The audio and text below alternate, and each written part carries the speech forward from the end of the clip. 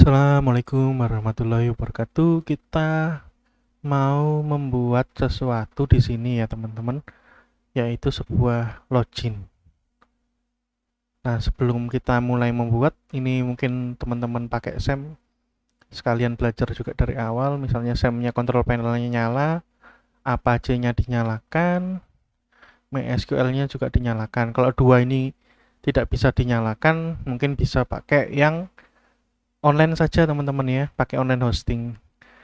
Ya, misalnya MySQL-nya tidak bisa jalan, atau Apache-nya tidak bisa jalan gitu. Soalnya mungkin butuh nyeting-nyeting dan lain-lain, tentunya bisa dibetulkan, tapi tergantung dari komputernya, mungkin bentrok dengan program yang lain, agak masalah nanti kalau betulkannya itu agak sulit ya kalau bentrok ya. Kalau nggak bentrok sih tinggal ganti port, gampang. Terus kita apakan nih teman-teman? Kita jalankan eh, PHP myadmin ya, berarti localhost.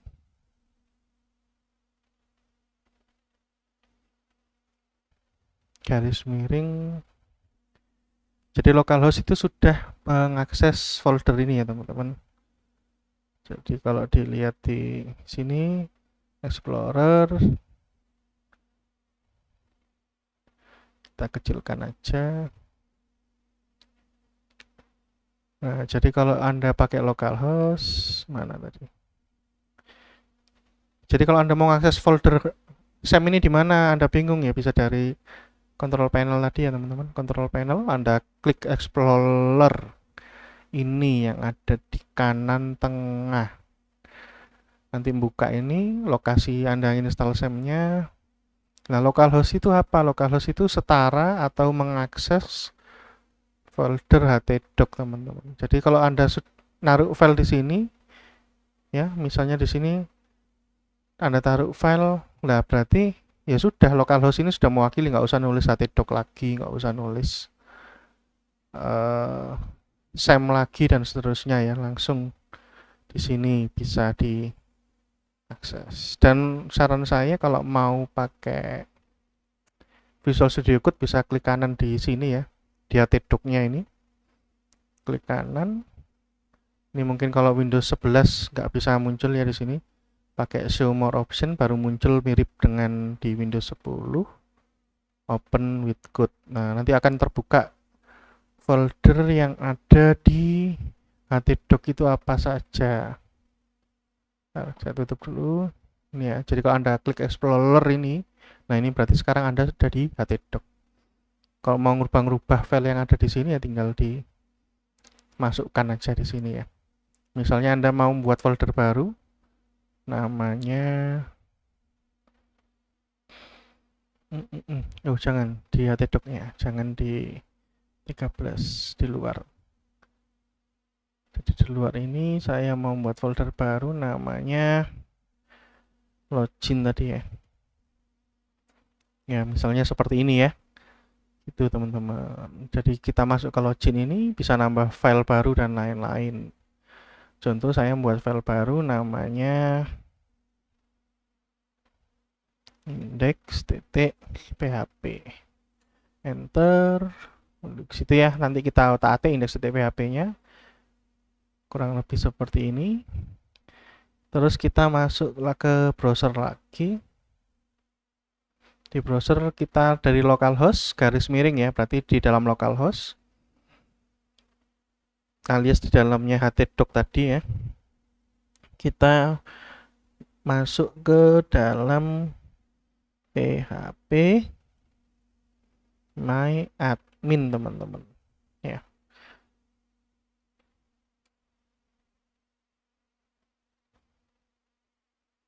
Jadi kalau teman-teman pakai online juga silakan ya, nggak ada masalah. Ini contoh, kalau kemarin-kemarin sudah contoh tentang online, sekarang kita contoh yang di SEM aja. Terus kita bisa buat database baru kalau mau, atau bisa pakai database yang sudah ada. Kebetulan saya belum punya database ya. Kita buat yang baru aja, misalnya nama database-nya kecil aja, informatika. create. Nah, masih kosong, belum ada tabel ya, no table. Mungkin teman-teman saya besarkan biar kelihatan ya, no table. Jadi new ini untuk buat database baru ya, bukan tabel ya, database. Kalau membuat tabel gimana ini? Ketika masuk ke database-nya, jadi Anda pilih mau database mana, misalnya ini. Anda membuat tabel baru, misalnya namanya user, tambah S, biar tahu bahwa ini banyak user, bukan cuma satu. Nanti kita bisa tambah kolomnya, sementara 4 aja dulu. Mungkin kita buat ID untuk ID dari usernya, atau nggak usah ID karena kita sudah punya username ya. Username antara satu dengan yang lain kan nggak boleh sama. Gitu teman-teman ya. Email juga nggak boleh sama. Jadi ada username dan email, tapi yang kita pakai cuma username ya teman-teman. Email ini ya buat ada-adaan dulu aja. Nanti kita belajar pakai dua-duanya, sementara untuk ada-adaan dulu. Mungkin 255 ya, varchar 255. Saya rasa cukup. Username ini varchar, mungkin maksimalnya 100, banyak enggak? Mungkin 50 deh. Username jangan panjang-panjang lah ya. 50, lalu kita geser ke kanan ya teman-teman. Nah, karena dia bukan number, nggak kita kasih auto increment, tapi kita kasih index primary untuk menandakan bahwa dia itu adalah penanda utama dari tabel ini, yang mana artinya kalau mau nyari apa-apa ya pakai username ini ya, penanda utama ini. Kita tutup itu ya tabelnya. Ya, primary. Jadi primary key itu adalah apa ya? Penanda utama. Jadi kolom ini ada sebagai penanda utama. Kalau mau nyari apa-apa ya dari username-nya, kurang lebih seperti itu. Dan cuma boleh ya teman-teman ya. Jangan buat primary yang isinya bisa sama. Jadi pastikan kayak username atau email ini juga boleh jadi primary. Jangan sampai tabel yang isinya mungkin bisa sama itu dijadikan primary. Contoh nama itu mungkin banyak ya, misalnya ada Yusuf Maulana misalnya. Nah, mungkin ada lebih dari satu Yusuf Maulana, gimana kan? Bingung. Nah, kalau username ini kan nama yang dibuat, anggapannya nama yang kita buat sendiri lah. Kita bisa ganti-ganti. Kalau misalnya Yusuf Maulana ini sudah ada, kita bisa buat Yusuf Maulana 2 atau Yusuf 3 atau gimana ya, terserah. Jadi intinya cuma nama yang kita sepakati bersama untuk sebagai yang muncul bisa dilihat orang dan nggak boleh sama. Kalau kita ganti primary-nya jadi email aja, ini jangan ya, boleh sih ya pakai email sebagai primary, nggak ada masalah. Tapi mungkin sebagai contoh sekarang karena kita pakainya username dulu, email ini nanti kapan-kapan kita pakai. Terus kemudian kita kasih password. Passwordnya ini varchar, mungkin 100 saja cukup ya teman-teman. Gitu. Apakah emailnya boleh kosong? Mungkin kita centang 0 ini. Jadi 0 ini kalau ketika membuat tabel memudahkan untuk memberitahu bahwa email ini boleh kosong. 0 itu kalau dicentang artinya boleh kosong. Kemudian teman-teman bisa tambahkan lagi, misalnya tadi kan belum ada nama, kita kasih nama. Nama di sini mungkin nama dari kakak atau nama dari akte kelahiran, jadi boleh sama antara orang satu dengan orang yang lain. Mungkin kurang lebih seperti ini teman-teman. Kalau nanti mau ditambah lagi, misalnya usernya ini ada data diri yang lain ya bisa ditambahkan, tapi sementara ini dulu kita selesaikan. Ini kalau mau nambah ya bisa go, nambah kolom-kolom.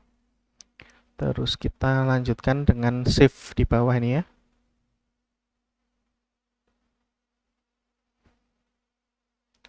Oke, jadi tabelnya masih kosong ya teman-teman. kita isi. Nah, dari PHP MyAdmin ini kita bisa ngisi pakai insert ini. Kalau teman-teman pakai bahasa Indonesia memang agak bingung ya, mending diganti bahasa Inggris seperti saya bilang di semester 1, jangan alergi bahasa Inggris. Kita sambil belajar, insert itu artinya memasukkan gitu ya. Dalam hal ini tentunya yang dimasukkan adalah data ke dalam kolom-kolom dari tabel yang sudah kita buat. Oke, jadi username-nya kita isi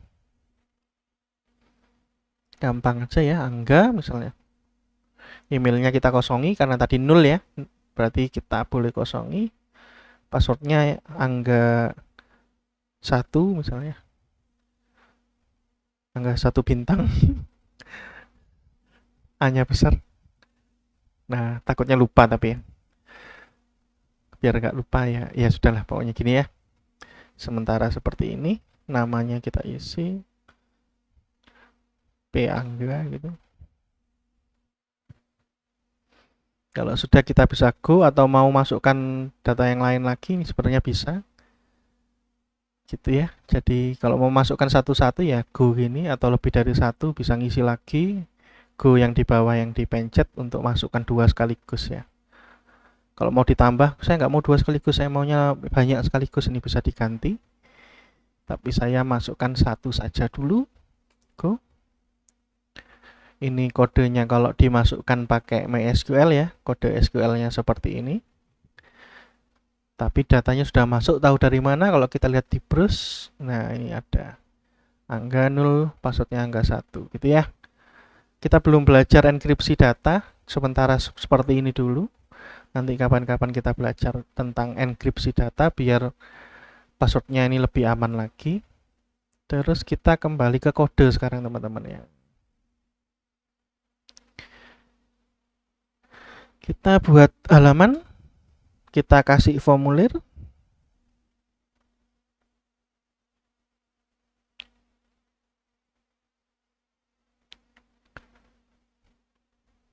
Metodenya post, actionnya ke halaman ini lagi. Berarti boleh action kosong gini atau dihapus actionnya juga boleh, nggak ada masalah. Kita buat apa? Tentunya ada submit ya. Input type submit gitu. Jadi input dengan tipe submit. Atau teman-teman kemarin pakai button dengan tipe submit juga tidak ada masalah ya. Cuma kita mau buttonnya ini punya nama, karena itu kita kasih name. Kenapa nama di sini atau name? Mungkin kita sebut name aja biar nggak bingung. Name ini gunanya untuk menampung nilai sehingga nilainya bisa dikirim ke apa namanya, ke mana ya, setelah formnya ini mau dikirim kemana ya, ya actionnya tadi. Karena tanpa action berarti mau dikirim kemana ya, ke halaman ini lagi berarti nanti ya. Ketika ditekan datanya dikirim ke halaman ini lagi. Name-nya adalah login aja atau apa ya, atau button, enggak apa-apa. Button kita kasih value ya teman-teman. Value-nya adalah mungkin kita coba aja tanpa value biar teman-teman tahu. Terus kita kasih tulisan ini biar muncul sesuatu tulisan di buttonnya. Misalnya login gitu ya. Kita coba ya nanti kalau diklik apa yang terjadi kalau tanpa value. Terus kita ganti get dulu biar kelihatan ya, biar kelihatan apa yang terjadi di address bar-nya nanti. Mungkin seperti ini dulu, kita save, kita jalankan di sini. Karena tadi filenya kalau Anda lihat di sini kelihatan ya tadi saya, atau kalau teman-teman mau lihat dari sini bisa, seperti tadi saya bilang. Nah, kita ulang dari sini aja biar teman-teman bisa lihat.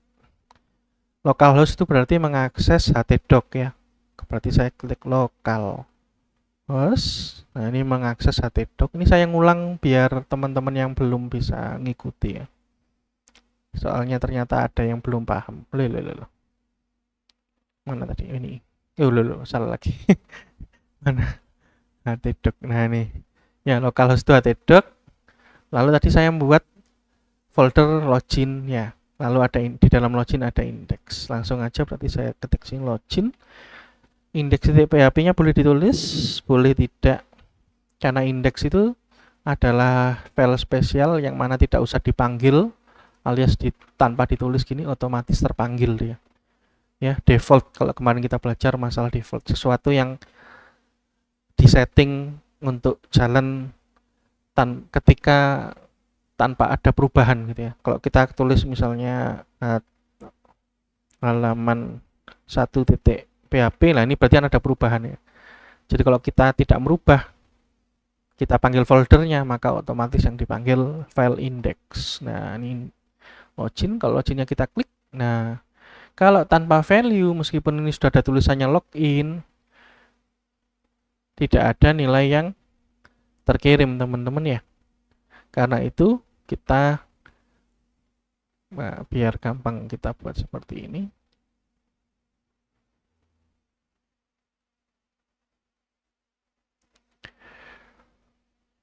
Oke, kita kasih value.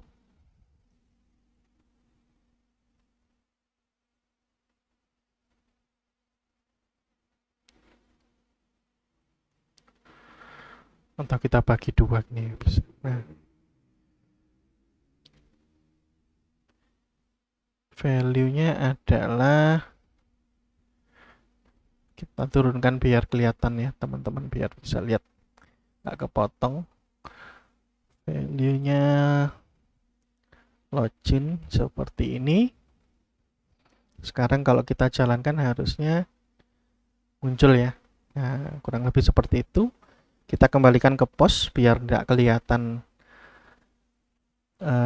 apa yang dikirimkan di sini. Terus kita membuat apa nih? Kita membuat mungkin pakai label boleh. Label for unim. Saya singkat ya, unim. Biar nggak terlalu panjang-panjang. Namanya user gini aja ya. Terus kita di user ini kita buat apa ya? Input input dengan tipe teks ya. Input dengan tipe teks. Terus tentunya butuh name biar bisa kekirim ya. Name-nya apa? Misalnya uname itu tadi. Apakah perlu dikasih ID? Nggak usah, nggak apa-apa. ID itu kebutuhannya untuk mengatur tampilan gitu ya. Jadi tampilannya biar bisa kita rubah-rubah, kita kasih ID gini boleh. Uname. Apakah perlu? Kalau nggak mau atau tidak ingin mengatur tampilan, mungkin nggak usah, nggak apa-apa. Gitu ya teman-teman. Jadi itu input tab teks, sudah ada name-nya, kayak saya rasa cukup. Mungkin tambahannya biar tadi kan kita pasang di, kita lihat strukturnya ya. Di database username ini varchar 50. Jadi biar user tidak ngetik lebih dari 50, dari HTML ini kita kasih perubahan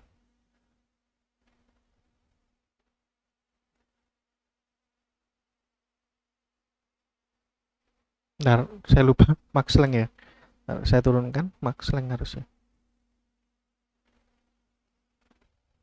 50 gitu ya.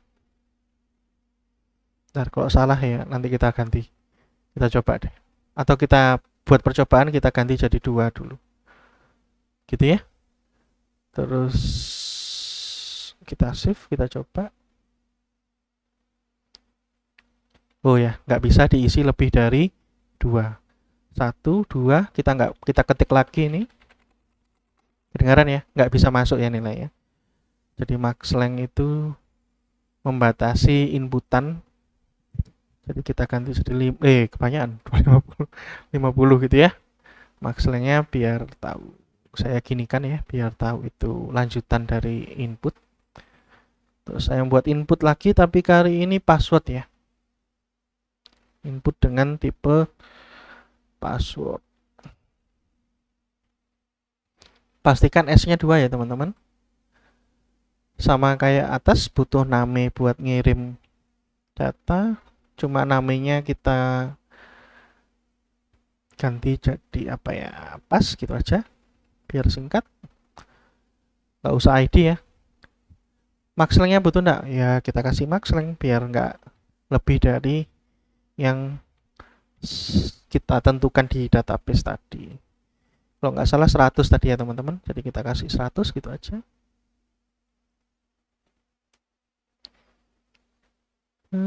Gitu. Terus apalagi, oh labelnya lupa, kita kasih label.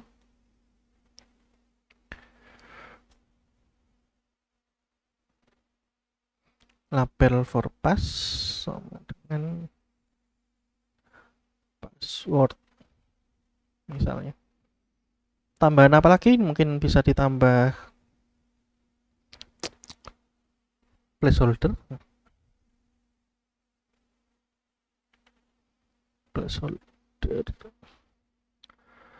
Misalnya dikasih username seperti itu.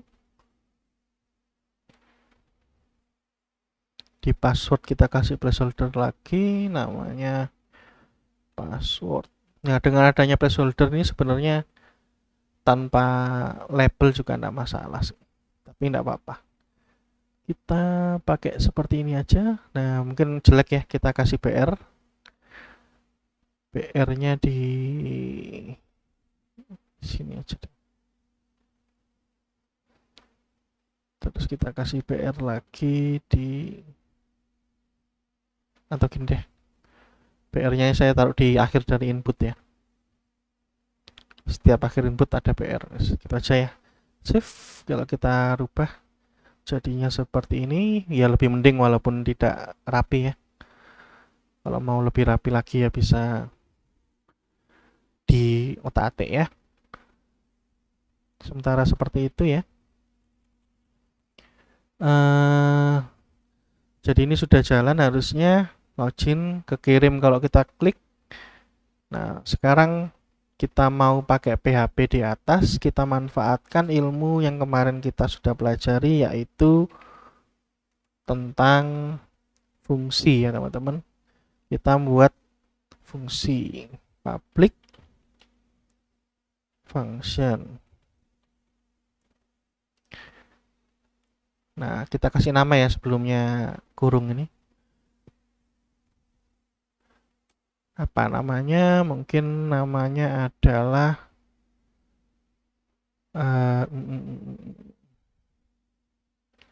check input. Cuman kita belajar bahwa baiknya fungsi itu pakai kata kerja ya. Jadi ini cek. Jadi untuk ngecek aja. Jadi gitu. Boleh pakai H ini ya, atau cek nggak pakai H juga nggak masalah. Terus jadi nama yang kita buat ya, nama fungsi kita buat. Sekali lagi saya ingatkan, nama fungsi yang kita buat artinya adalah boleh diganti-ganti. Tapi kemarin kita belajar kalau sebaiknya pakai kata kerja. Mungkin seperti itu. Kita lanjut, kita isi apa yang mau kita cek ya. Pertama yang mau kita cek adalah apakah ada inputan. Tandanya dari mana? Mungkin dari button ini teman-teman. Jadi button ini mungkin tidak berpengaruh banyak di hal lain, tapi bisa jadi penanda bahwa ada inputan masuk. Ya, kita pakai post, berarti kita cek postnya ya. Berarti if $ garis bawah post, namanya tadi button ya. Jangan lupa karena ini tidak di dalam echo, tidak di dalamnya petik 2, berarti harus ada petik 2-nya di dalam kurung kotak. Boleh petik 2, boleh petik 1 ya. Mungkin saya pakai petik 1 aja, namanya adalah button. Nah, button ini apakah ada? Kita pakai fungsi, namanya empty. Jadi empty ini mengecek beberapa hal ya teman-teman. Empty itu mengecek apakah variabelnya ini ada atau tidak. Yang nomor dua, apakah variabelnya ini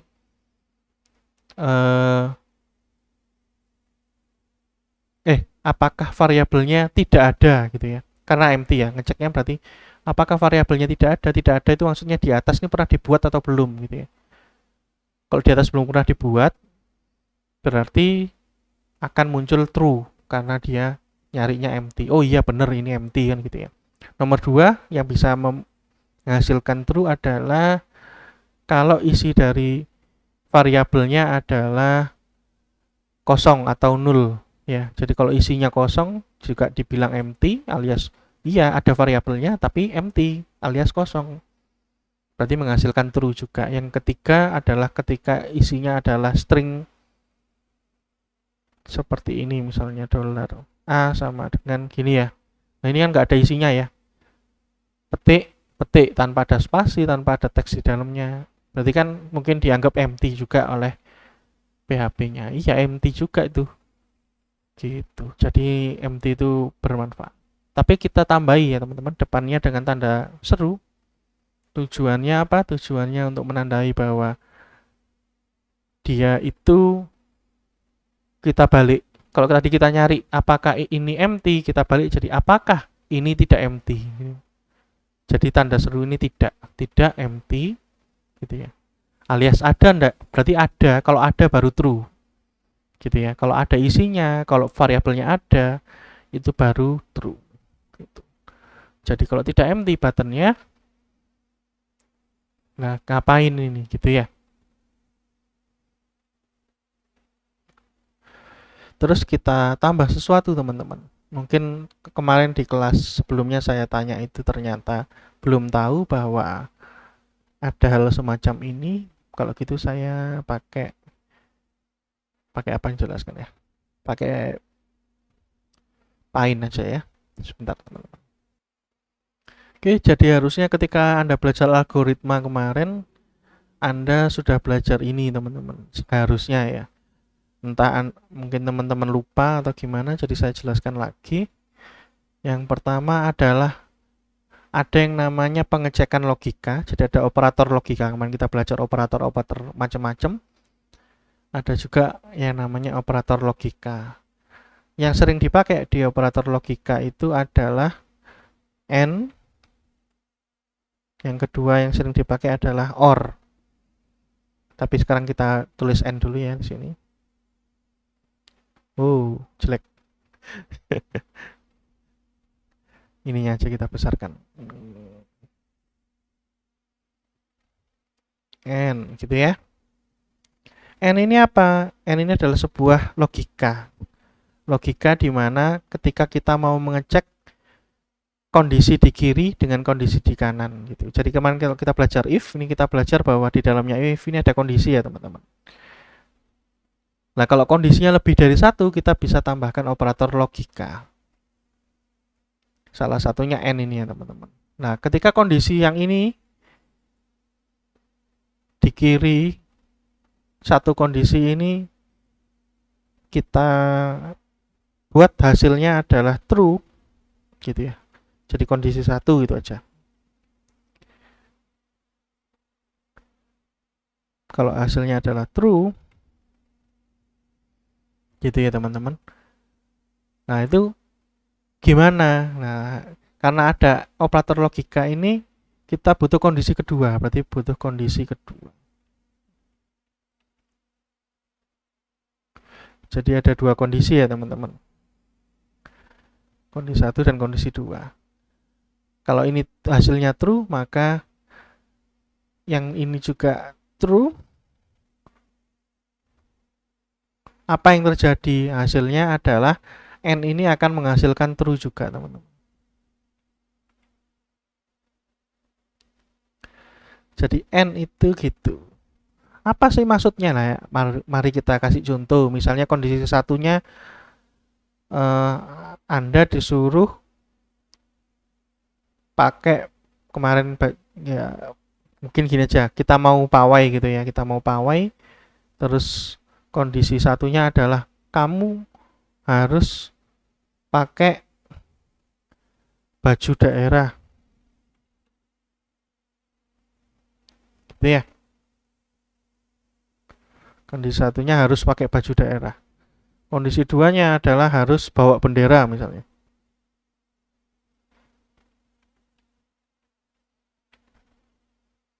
Artinya apa? Artinya Anda harus pakai baju daerah dan harus bawa bendera. Kalau enggak, berarti kamu enggak bisa ikut pawai misalnya. Ya, disuruh pulang, pulang. Tidak memenuhi syarat gitu ya. Jadi kondisi itu syarat ya. Syarat pertamanya harus terpenuhi, syarat kedua juga harus terpenuhi. Itu yang namanya N, teman-teman. Nah, kalau salah satu terpenuhi, yang lain tidak bagaimana? Contohnya misalnya ini true. Oh, masih 11. Kondisi satunya true, kondisi duanya false. Apa yang terjadi? Yang terjadi hasilnya adalah false. Gitu, teman-teman. Yang dihasilkan dari true ketemu false ini adalah false. Jadi yang di tengah ini hasilnya ya, teman-teman. Gitu. Berarti seperti itu. Begitu juga kalau kita balik, kondisi satunya false, kondisi duanya true, maka di sini false. Gitu, teman-teman. Kebalik tulisnya.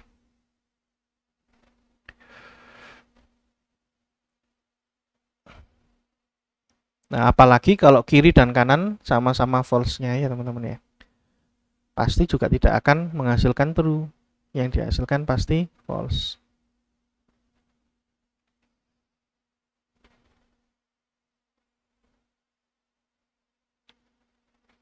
Jadi ini adalah logika N ya, teman-teman. Dan ini harusnya diajarkan di algoritma sih. Makanya nggak saya bahas 100% di sini ya, teman-teman ya. Mungkin yang kedua adalah OR ya, teman-teman. Mungkin kita copy.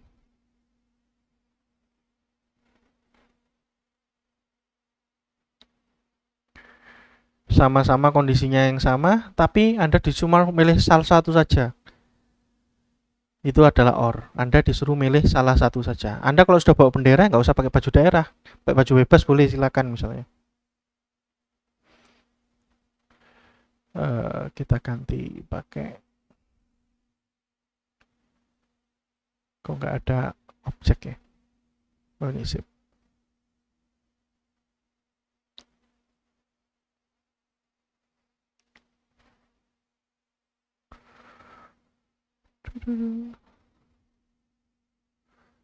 Bicara. Ini putih, dalamnya putih.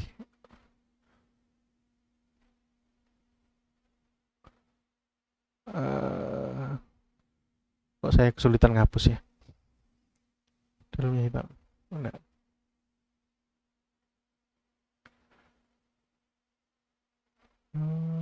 Oh, ini fill.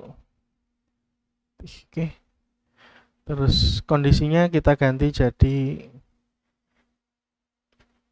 tetap ya, kondisinya tetap kondisi satunya baju daerah, cuma logikanya salah satu, jadi itu adalah OR. OR itu salah satu ya, teman-teman.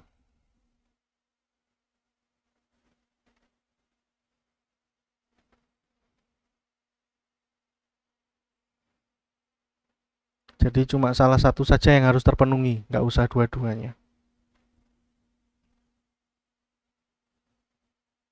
Kenapa nggak muncul? Oke, gitu ya. Jadi contohnya adalah kalau sampean pakai baju daerah, berarti true.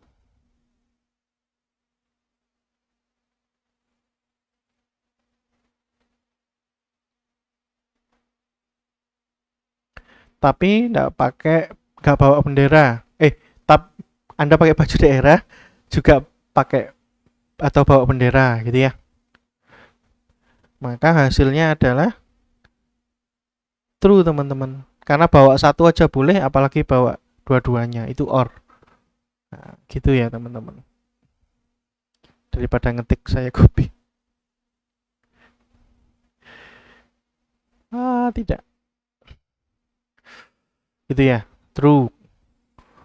Nah, kalau salah satu, misalnya pakai baju daerah, tapi tidak bawa bendera, juga boleh, itulah or. Maaf.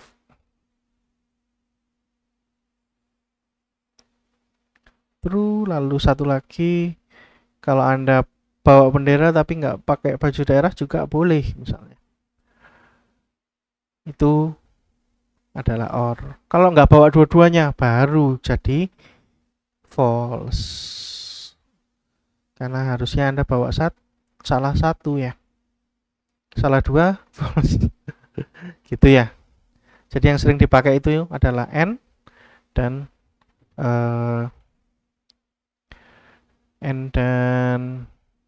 or. Kurang lebih seperti itu teman-teman.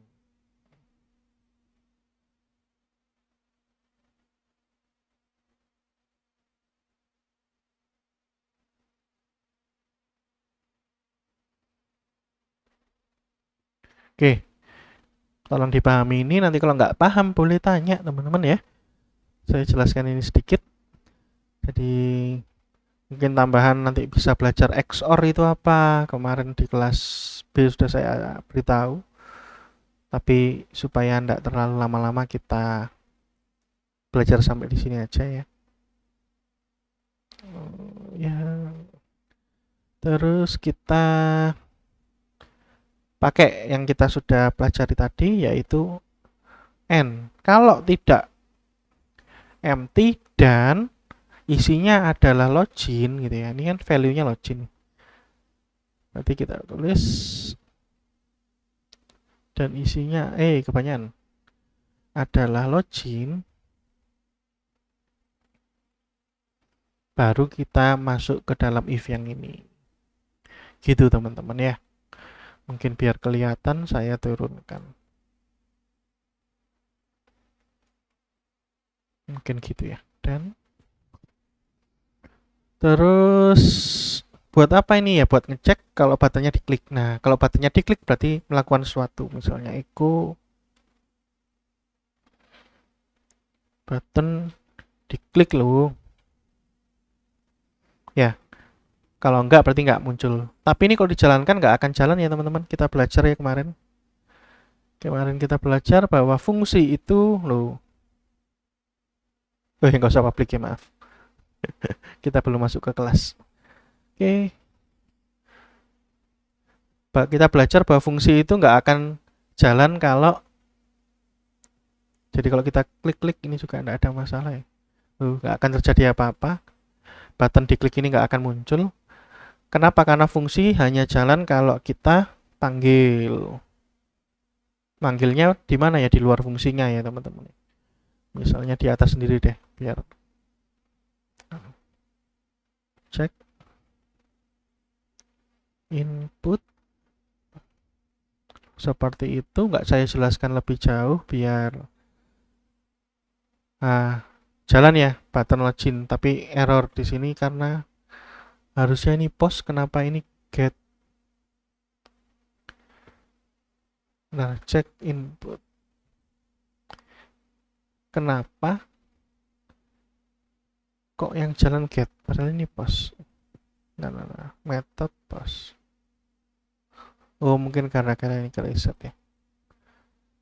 Oke, sekarang ini nyoba menjalankan cek input, tapi cek inputnya nggak ada. Berarti cek inputnya kita taruh di bawah. Apakah sama? Tetap nggak detect ya. Cek inputnya apa saya salah tulis? Kurang C ya teman-teman ya. CHC. Karena tadi saya pakai cek gitu ya. Cek bahasa Indonesia. Cuma saya tambah H, nggak saya tambahi C baru lagi. Jadi cek seperti itu ya. Harusnya jalan ya. Nah, kok nggak muncul? Lah karena kita belum ngeklik tombol atau button ini ya. Kalau buttonnya diklik harusnya muncul. Button diklik. Nah, gitu ya. Sekarang kalau buttonnya diklik ngapain? Nah, kita geser dulu deh. Kalau buttonnya diklik, kita mau ngapain? Ngapain ya enaknya ya? Kita harus pastikan dulu bahwa username-nya ini ada, password-nya ada. Maksudnya kalau kosongan ini harusnya ya nggak usah diproses lah ya. Kosong kok ya. Kita bisa pakai cara yang sama dengan yang di atas.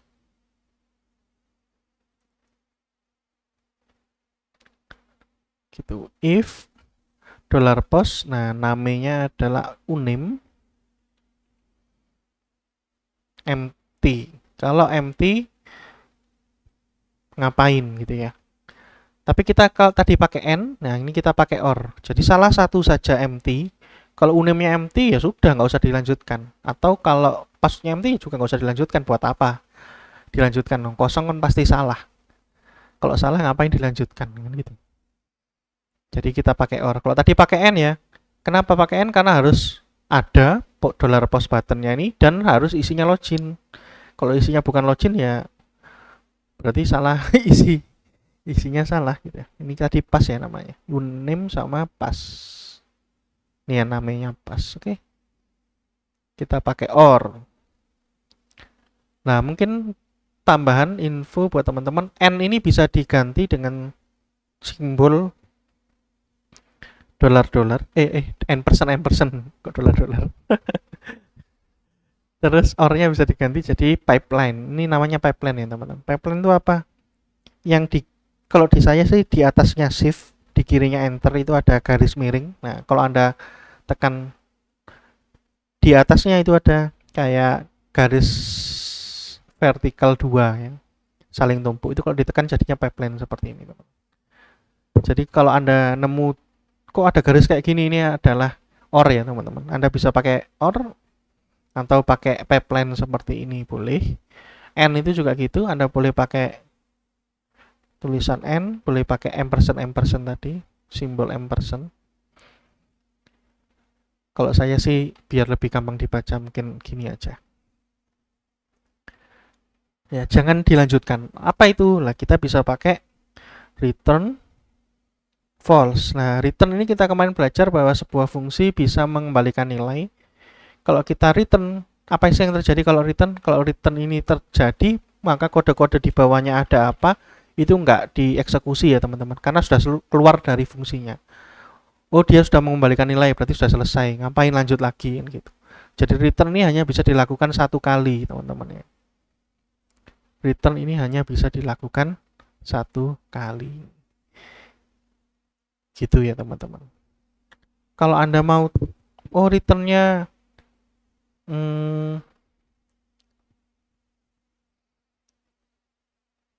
ya, nah nanti aja deh. Pokoknya return false gitu ya. Mungkin kita buat fungsi lagi.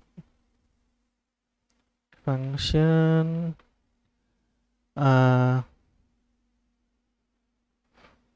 cek lagi, cek error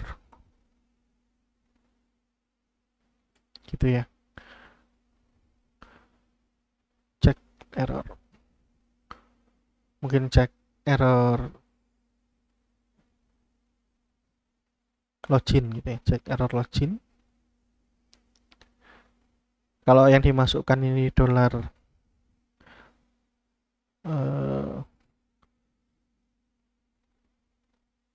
apa namanya, data gitu aja ya saya. Dolar data ini, kalau dolar data false,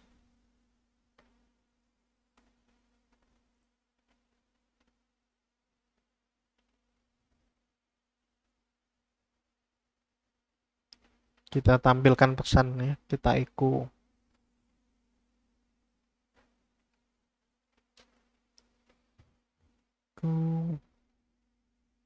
Login, mungkin jangan gitu. login ya. Baik, bagus ya. Atau kita kasih pesan, anggap aja login gagal gitu aja ya, biar nggak terlalu lama mikir. Mungkin kayak gini ya, biar rapi kita kasih IP.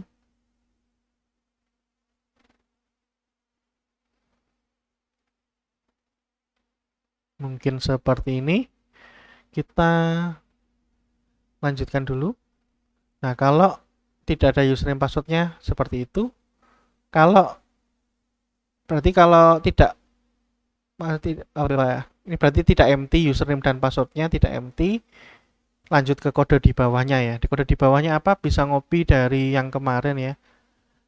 Mungkin kita nyari lagi di sini misalnya PHP PDO kemarin yang kita jadikan acuan itu ini ya. Kita ngambil dari sini lagi aja.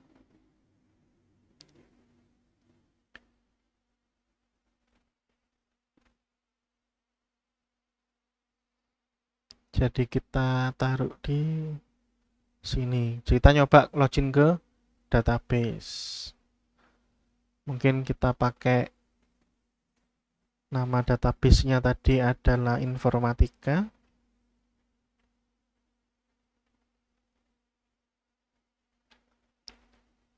Lalu nama dari usernya.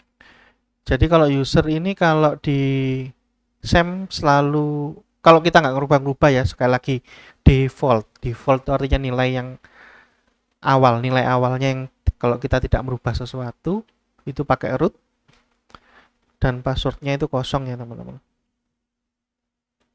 alias dibuat gini aja ya, petik-petik kosong maaf. Terus kemudian host ya, hostnya adalah kalau di SAM pakai localhost.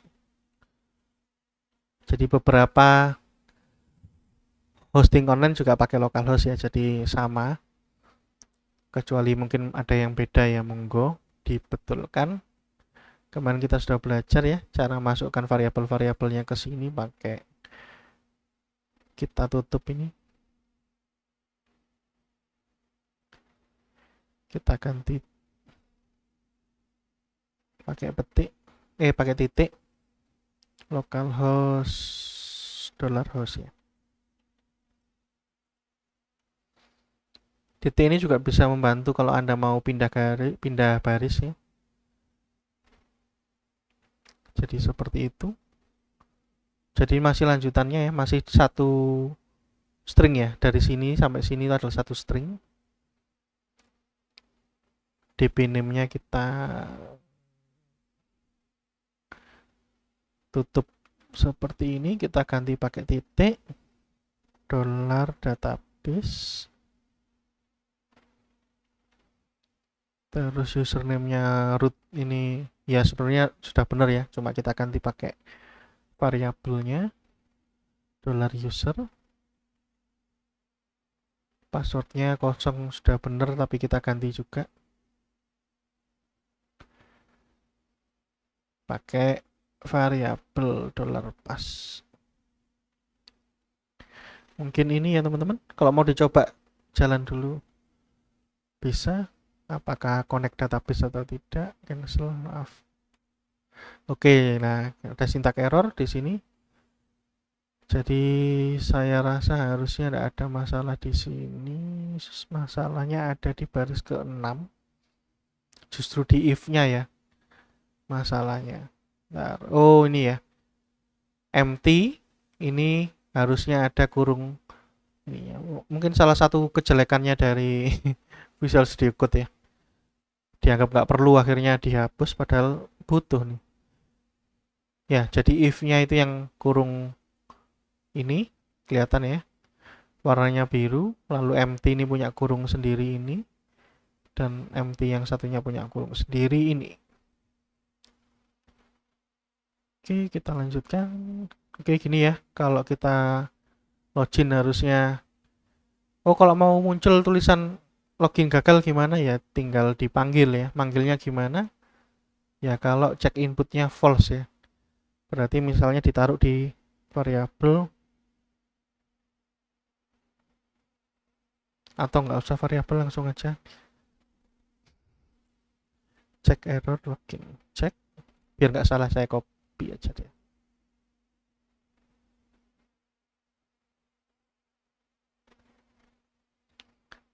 Gini, coba ya.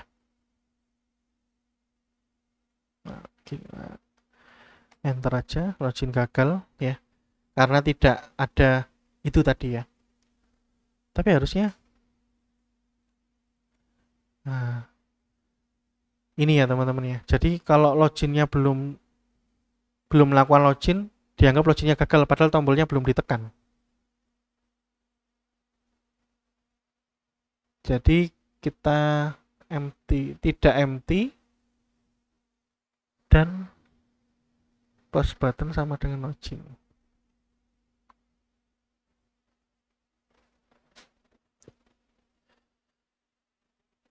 Harusnya nggak jalan. Kenapa jalannya?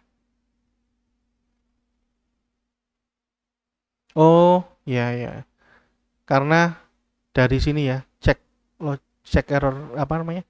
Cek error login ini. Cek error login ini kalau misalnya memang ini dijalankan meskipun dia nggak menghasilkan apa-apa, dianggap false nih ya.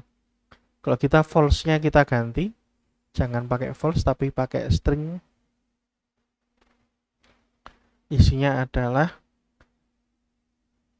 kosong gitu ya. Nah, kalau kosong kita ganti juga di sini kosong. Kalau kosong mungkin tulisannya harap isi data login misalnya kayak gitu. Kalau gini gimana, kita coba ya. Oh, sekarang enggak ya. Kenapa? Karena dianggap false itu, ya nggak ada isinya dianggap false gitu ya. Ya ya, segitu ya. Jadi kita ganti dengan string aja. Oke, terus ngapain terus?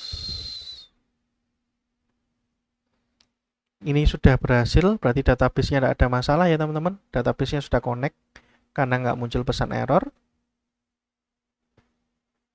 Nah, kita mau ganti, bukan select. Tadi sebelumnya, oh ini belum ada ya. Kalau ngopi dari yang anu sudah ada. Ini belum ngapa-ngapain. Ini cuma set atribut aja. Set error exception gitu ya. Jadi kalau error, tapi belum ngapa-ngapain. Nah, kalau kita lihat dari referensi, pakai apa? Pakai query ya.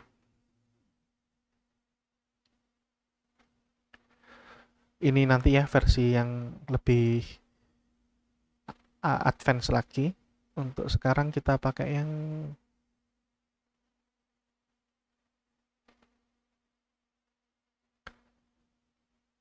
select, mana select. Nah, ini aja, pakai query aja.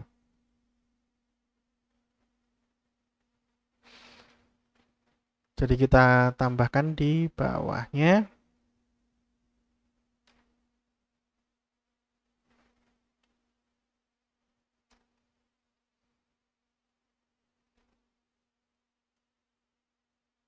di bawah sini ya, bawahnya die ini.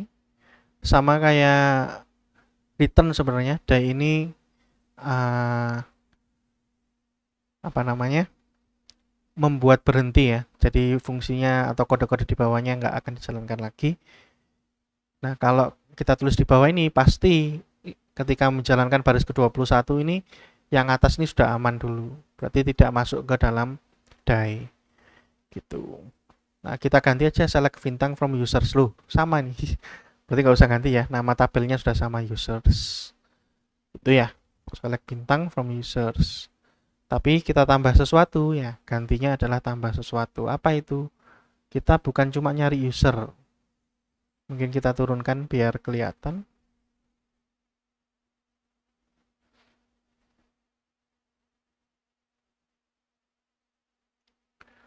Select bintang from users.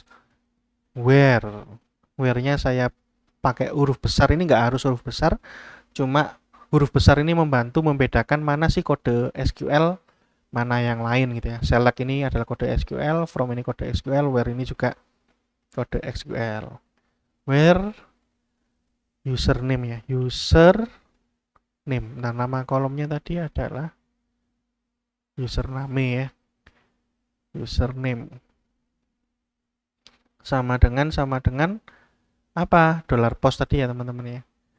$post name. Ada nggak? Nah, yang kita nyoba mencari. Kalau ketemu baru kita lakukan sesuatu. Kalau nggak ketemu ya sudah, gitu ya. Itu terus kembali ke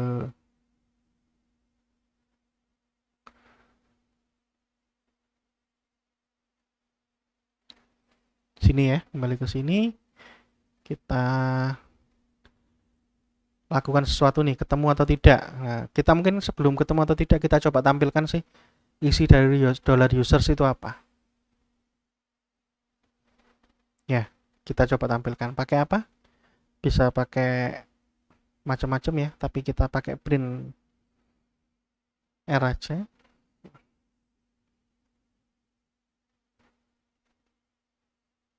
Print R ini untuk menampilkan array ya teman-teman.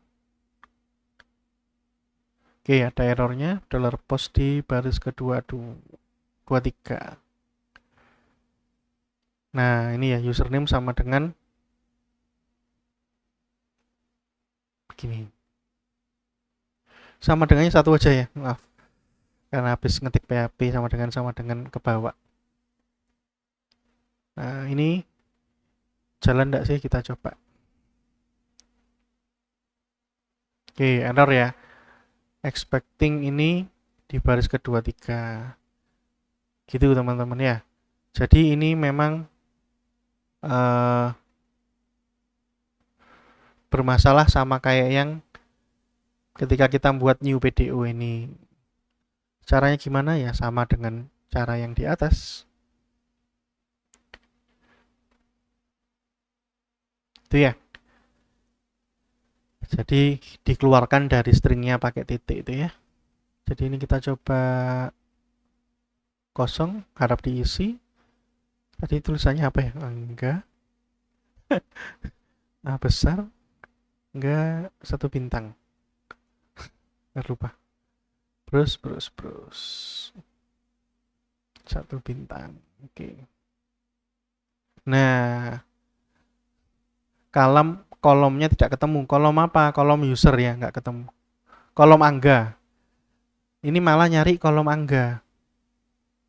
Angga itu dianggap kolom, padahal angga itu adalah ini, username sama dengan ini. Nah, gimana caranya? Nah, ini memang kalau untuk isian sebaiknya dikasih petik 1 teman-teman. Jadi petik 1 ini menandakan bahwa, mungkin gini ya, ini kita hapus dulu.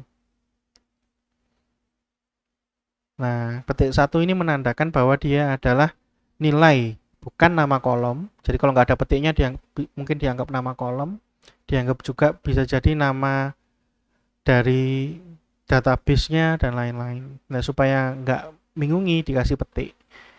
Nah, cuma petiknya ini kan di antara mungkin di kiri dan di kanannya variabel. Nah, karena itu kita kasih petik itu tadi teman ya, terus dikasih titik. Nah, titik-titik, tengahnya baru $post. Kebanyakan titik. $post unim tadi. Oke, kita coba lagi. Oke, ada errornya. Oh, ini ya, petik 2-nya kurang. Oke. Jadi ini ya, karena ini petik 1-nya ini adalah sebuah string ya.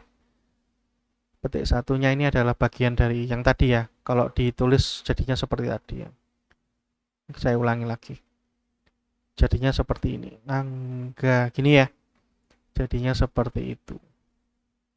Oke ya teman-teman ya. Kita kembalikan. Kita isi angga aja. Sebenarnya passwordnya nggak dilihat sih.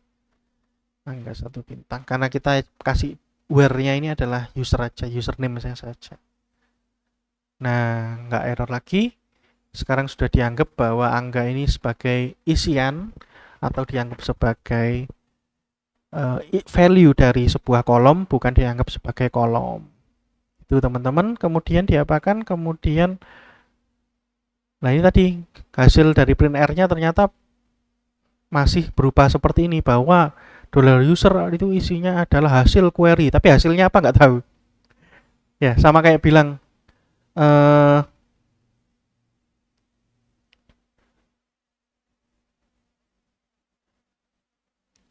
benda itu apa? Oh, benda itu adalah sesuatu yang kamu tanyakan tadi. Kayak gitu. Bukan bendanya, itu nggak dijawab apa. Jadi isinya belum ditampilkan. Nah, kalau mau menampilkan isinya bisa pakai fetch ya. Jadi di sini kita kasih fetch, buka kurung tutup. Jadi fetch ini mengambil baris pertamanya dari hasil selectnya. Jadi kalau kita continue, nah yang tadinya cuma memberitahu bahwa isinya adalah hasil gitu. Nah ini bukan cuma memberitahu bahwa hasil, ini adalah hasilnya apa ditampilkan sekarang. Username-nya adalah Angga ya. Emailnya adalah kosong, nggak ada isinya. Passwordnya adalah ini ya. Karena itu data password ini berbahaya ya teman-teman. Sebaiknya dienkripsi karena bisa dilihat kayak ini, bahaya. Karena itu kapan-kapan kita pelajari itu, sementara seperti ini dulu. Jadi kita bisa memanfaatkan ilmu yang kita pelajari untuk mencari tahu bahwa oh ini eh, bisa digunakan untuk login nih. Ya, kurang lebih seperti ini. Mungkin yang belum adalah di dalam fungsi ini bisa manggil fungsi lain gitu ya. Contoh, saya mau mencatat nanti usernya ini siapa sih namanya ya. Sekarang kan masih dicatat di dalamnya $user. $user ini apa? Bukan global kan ya teman-teman ya. $user ini bukan global. Saya mau catat supaya bisa dipakai di bawah atau di mana, muncul nanti namanya. Oh, namanya yang login tadi adalah ini misalnya. Mungkin kita pakai fungsi lain lagi.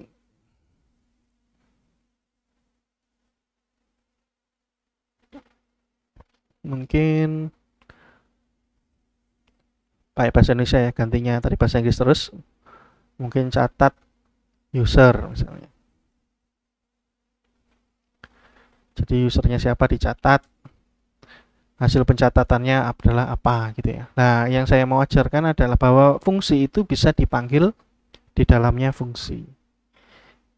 Gitu teman-teman. Jadi tadi kan kita manggil fungsi di luarnya fungsi kan ya. Ternyata di dalamnya fungsi juga bisa memanggil fungsi lain. Gitu teman. Dan nanti Anda belajar sesuatu yang aneh lagi, tapi itu nanti.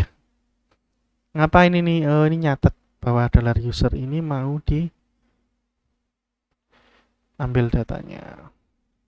Kok boleh sama namanya yang dikirim dengan yang menampung ya? Boleh-boleh aja, yang nggak ada masalah. Karena di fungsi satu dengan di fungsi lain itu nggak ada hubungannya ya teman-teman. Tidak pernah dianggap ada $user, tidak pernah dianggap ada $database, $user, $pass, $post ini dianggap tidak pernah ada. Gitu ya teman-teman. Maka itu, lah ini mungkin kemarin yang teman-teman error adalah kita membuat global variabel dengan cara nulis global $user sama dengan langsung kita isi, ini mungkin error ya teman-teman. Kita coba sekarang $user titik koma dulu, bahwa user ini adalah global, kita tandai dulu. Ada lagi nggak yang global? Nah, kalau ada lagi sebenarnya ini caranya mungkin bisa pakai koma teman-teman. Jadi nggak usah seperti ini. Tapi kita coba dulu seperti ini. Sama aja, kita mau nyatet usernya itu apa, namanya siapa. Dollar nama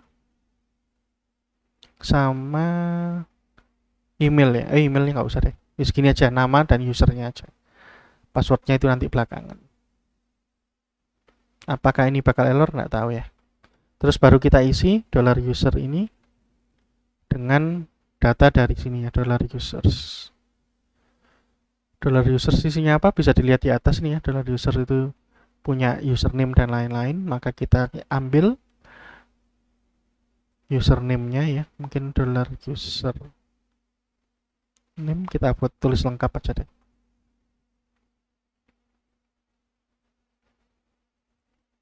Kenapa kok saya tulis jadi satu baris? Sebenarnya enggak apa-apa ya. Terserah lah nulisnya gimana. Cuma saya daripada menghabiskan baris, saya gabung aja jadi satu baris. Users yang username. Jangan lupa titik koma, terus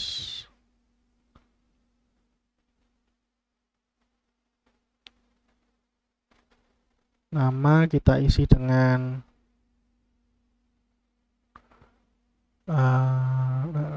nama juga ya. Mungkin seperti itu. Coba kita ulangi, error enggak error. Enggak, kita awur. Oke. Jadi tidak muncul ya. Tidak muncul apa-apa. Artinya tidak error. Pertanyaannya apakah jalan lah, kita coba nih. Berarti kita coba jalankan mungkin di luar sini ya. Echo dollar username. Mungkin biar nggak terlalu kita kasih IP.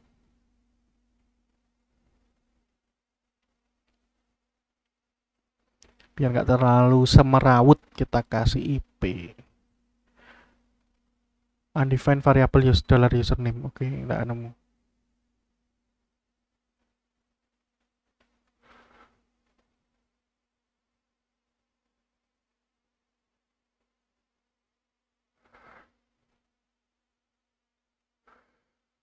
Oke ya, nggak nemu ya.